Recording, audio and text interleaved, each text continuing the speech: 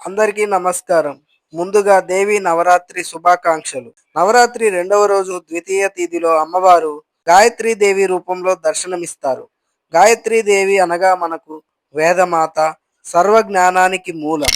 ఈ రోజు మనం అమ్మవారికి ఆరెంజ్ లేదా రెడ్ కలర్ వస్త్రాలను అలంకరించడం శ్రేయస్కరం. తులసి తోరణంతో గృహాన్ని అలంకరించి కుంకుమ గంధంతో పూజా స్థలాన్ని పవిత్రం చేస్తారు. దయచేసి అందరూ వీడియోని చివరి వరకు చూడండి. చివరిలో చిన్న సర్ప్రైజ్ దాగి ఉంది. అదేంటో మీరు తెలుసుకోవాలంటే వీడియోని ఫుల్గా చూడండి. నైవేద్యంగా అమ్మవారికి కొబ్బరి అన్నం లేదా కొబ్బరితో తయారు చేసిన బూరెలు సమర్పిస్తారు. ఆయుర్వేదం దృష్టిలో కొబ్బరి శీతల గుణం కలిగి పిత్తాన్ని శాంతపరుస్తుంది. ఇది మనకు సహజ శక్తిగాను పనిచేస్తుంది. అలాగే మెదడుకు పనితీరు బలోపేతం చేస్తుంది.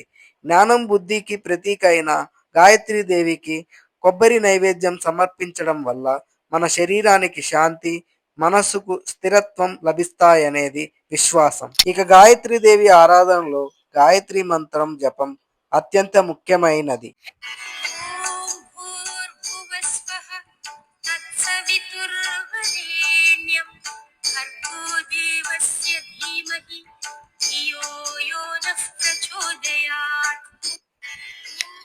ఈ మంత్రం మనస్సుకు ప్రశాంతతను ఇస్తుంది.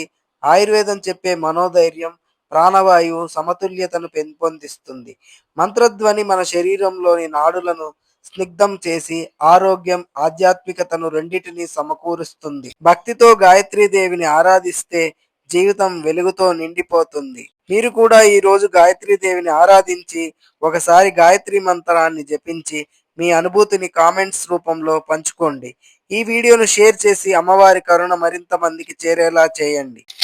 రేపు నవరాత్రుల్లో 3వ రోజు అన్నపూర్ణాదేవి ఆరాధన జరుగుతుంది. మీకు తెలుసా, అన్నం కేవలం ఆహారం మాత్రమే కాదు.